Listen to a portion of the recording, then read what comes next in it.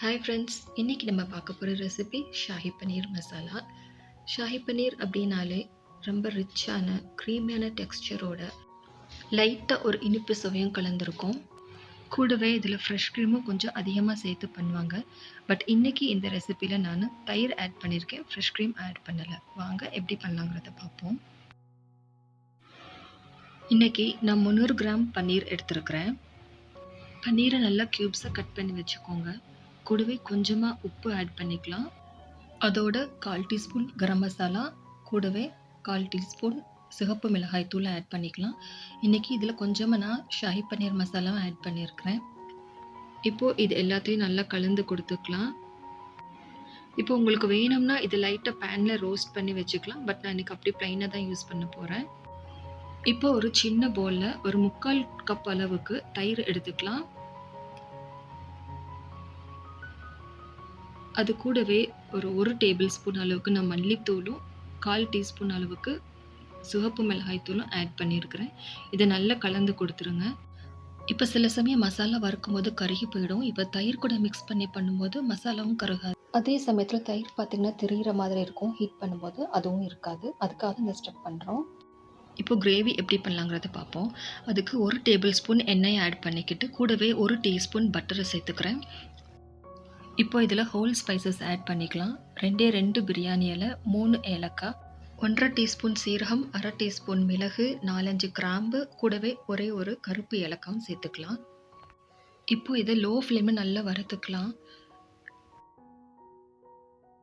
ஒரு 3/4 table spoon அளவுக்கு இஞ்சியும் 1/2 டேபிள் ஸ்பூன் அளவுக்கு பூண்டும் சேர்த்துக்கலாம்.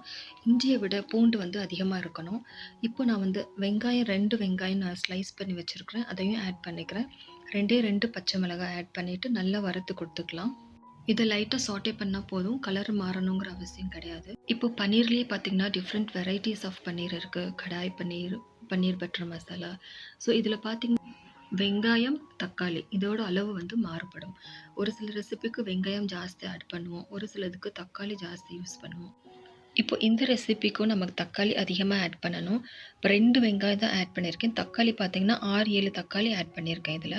அதையும் நல்லா கட் பண்ணிவிட்டு ஆட் பண்ணிக்கலாம். கூடவே கொஞ்சம் உப்பும் சேர்த்து நல்லா கலந்து விட்டுக்கலாம். லோ மீடியம் ஃப்ளேமில் வச்சு மிக்ஸ் பண்ணி கொடுங்க. இப்போ 3/4 கப் அளவுக்கு முந்திரி நான் 10 நிமிஷத்துக்கு முன்னாடி தண்ணியில் ஊற வச்சுருக்கிறேன். ஸோ இதையும் ஆட் பண்ணிக்கலாம். தண்ணியை வடிச்சிட்டு ஆட் பண்ணிக்கலாம். இந்த தண்ணியை அப்படியே வச்சுக்கோங்க. நம்ம மிக்சியில் கிரைண்ட் பண்ணும்போது இதையும் சேர்த்து நம்ம கிரைண்ட் பண்ணிக்கலாம். இப்போ மூடி போட்டு நல்லா குக் பண்ணிக்கலாம் 10 நிமிஷம் வரைக்கும். இப்போ 10 நிமிஷம் கழித்து பார்த்திங்கன்னா நல்லா குக் ஆயிடுச்சு. இப்போ நம்ம தயிரோட மசாலாஸ் எல்லாம் ஆட் பண்ணி வச்சுருக்கிறோம் இல்லையா, அதையும் இதில் சேர்த்து நல்லா கலந்து கொடுத்துக்கலாம். இப்போது தயிர் ஆட் பண்ணதுக்கப்புறம் ஃப்ளேம் கம்மியிலே வச்சுருங்க, இல்லைனா தயிர் தெரிகிற மாதிரி இருக்கும்.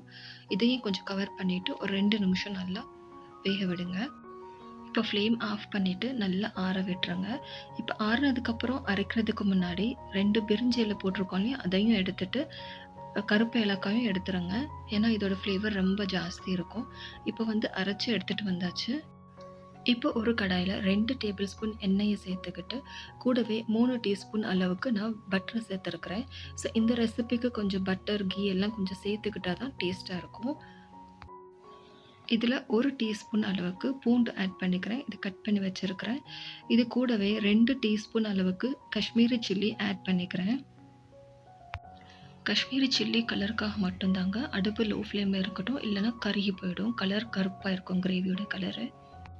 இது கூட நம்ம அரைச்சி வச்சுருக்கிற விழுதையும் ஆட் பண்ணிக்கலாம். நல்லா மிக்ஸ் பண்ணி கொடுத்துட்டே இருங்க. ஏன்னா இதில் முந்திரி ஆட் பண்ணிக்கிறதுனால சீக்கிரம் அடுப்பிடிச்சிரும். கொஞ்சமாக தண்ணியை சேர்த்தும் நல்லா கிண்டி கொடுத்துட்டே இருங்க. அடுப்பு சிம்லேயே இருக்கணும் கண்டிப்பாக.